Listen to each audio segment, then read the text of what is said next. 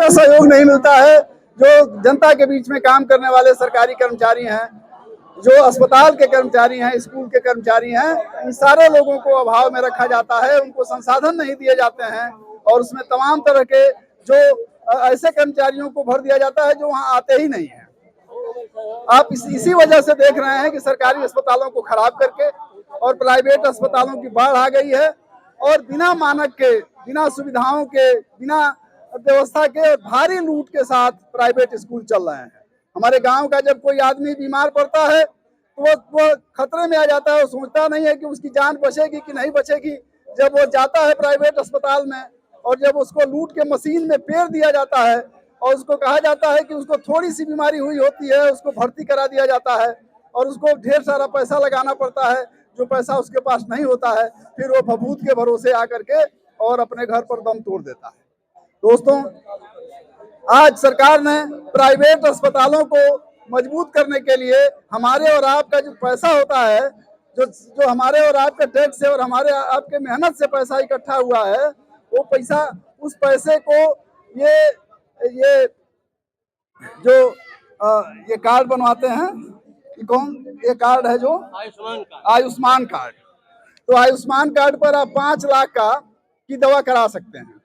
और आप प्राइवेट अस्पताल में जाते हैं तो आपको सर्दी जुकाम भी हुआ होता है तो आईसीयू में भेज देगा और 5 दिन आपको वहां रखेगा और बिल बना करके 5 लाख रुपए आपका निकाल लेगा प्राइवेट वाला, और वह सरकारी पैसा होता है। जितना पैसा यह आयुष्मान कार्ड पर खर्च कर रहे हैं मोदी जी, उसका आधा पैसा भी सरकारी अस्पतालों पर खर्च किया जाए तो किसी को प्राइवेट अस्पताल में जाने की जरूरत ही नहीं पड़ेगी। तो हमारा पैसा आप उनको दे देते हैं, हमारा पैसा आप उनको दे देते हैं और वो उस पर इतराते रहते हैं और वो लूटते रहते हैं। और हमारी जो संस्था है, जो प्राइवेट अस्पताल, जो सरकारी अस्पताल हैं, जो सरकारी स्कूल हैं, उनकी आप हत्या कर रहे हैं।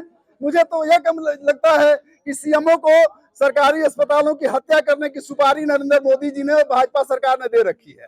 और ऐसे ही जो जिला के शिक्षा अधिकारी हैं, उनको इन्होंने ये सरकारी स्कूलों को बंद कराने की और उनकी हत्या करने की सुपारी उन जिले के चिकित्सा शिक्षा अधिकारी को दे रखी है और अस्पतालों की हत्या कराने की सुपारी जिले के चिकित्सा अधिकारी को दे रखी है। और इस तरह से सोचते हैं कि इन विद्यालय, इन संस्थाओं को, इन सरकारी संस्थाओं को इतना बदनाम कर दिया जाए कि लोग कहें कि इनको बंद कर दीजिए और चले चलिए प्राइवेट में कहीं। और आज स्थिति यह हो गई है कि प्राइवेट में जाने के लिए लोग कर्जा लेते हैं और कहते हैं सरकारी में क्या जाना है, वहां तो कोई जांच ही नहीं है, कोई सुविधा ही नहीं है, डॉक्टर ही नहीं मिलता है, जबकि कागज में सब दुरुस्त है। आपको बताऊं, मैं कुकुंदू में ऐसे ही जो वहां का सरकारी अस्पताल है, वहां डॉक्टर एक भी नहीं थे और पूरा स्टाफ था। एक समय में हम लोग गए तो पता चला कि सारा स्टाफ है, एक भी कमी नहीं है, लेकिन एक भी डॉक्टर यहाँ नहीं है। उन सारी गाड़ियां खड़ी हैं, उसमें ड्राइवर एक भी नहीं है। तो फिर हम लोगों ने वहां धरना किया और उस गेट पर ताला बंद किया। और ताला बंद जब किया गया, जनता जब सड़क पर आई तो दूसरे दिन ला करके वहां उन्होंने सरकारी डॉक्टर वहां नियुक्त किया। सरकारी डॉक्टर नियुक्त हो गए।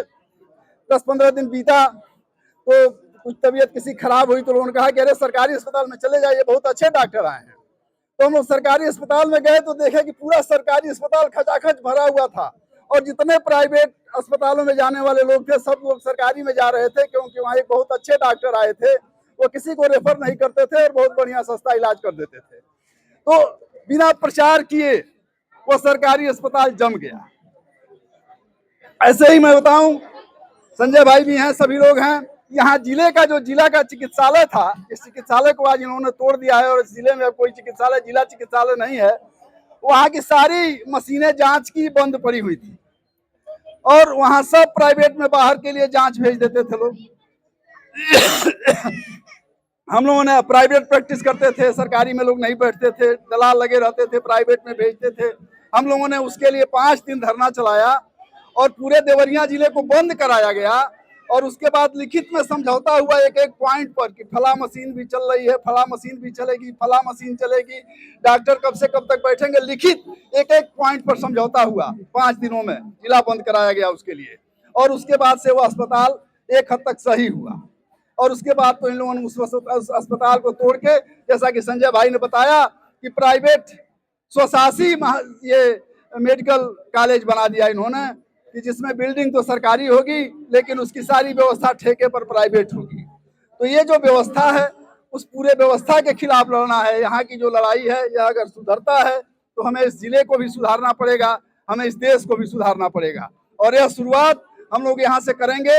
यह आवाज हम लोग बहुत पहले से उठाते रहे हैं कि इनकलाब का बिगुल बजेगा पूर्वांचल की धरती से, आवाज़ बगावत उठ के रहेगी पूर्वांचल की धरती से। सरदार भगत सिंह के जन्मदिन के इस अवसर पर मैं भगत सिंह के उस बहुत शानदार नारे को, जिस नारे को दुनिया भर में, देश भर में पहुंचाकर उन्होंने कहा था कि मेरे शहीद होने का एक लाभ है कि इस देश में इनकलाब जिंदाबाद का नारा इस देश के हर नौजवान की जुबान पर चढ़ गया है। और आज इनकलाब जिंदाबाद का वो नारा फिर लगाने की जरूरत है। दोस्तों, हम लोग नारा लगाएंगे, इनकलाब जिंदाबाद, इनकलाब जिंदाबाद, अमर शहीदों का पैगाम जारी रखना है संग्राम, अमर शहीदों का पैगाम और अमर शहीदों का पैगाम।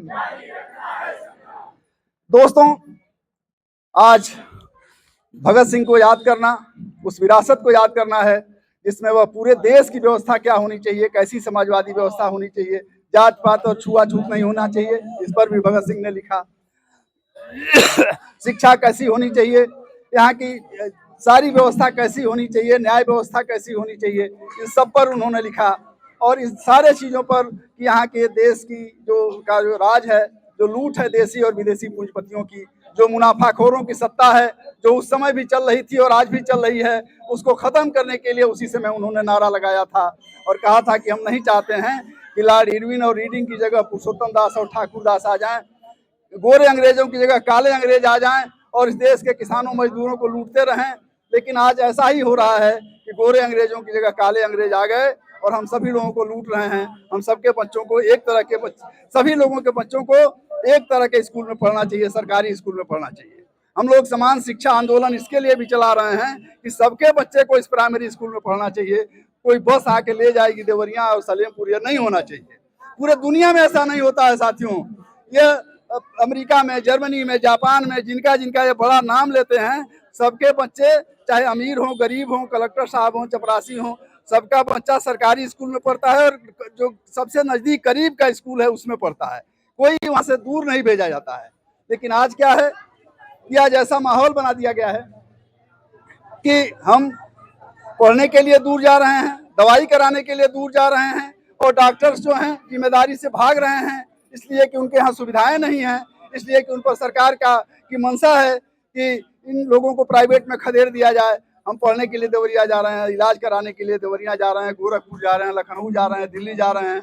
ये सब नहीं होना चाहिए और सरकारी व्यवस्था को दुरुस्त करना चाहिए।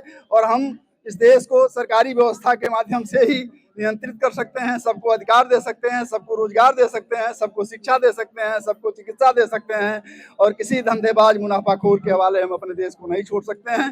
भगत सिंह के जयंती के अवसर पर और इस धरना और इस आंदोलन के माध्यम से हमको आज यह संकल्प लेना होगा, इनकलाब जिंदाबाद।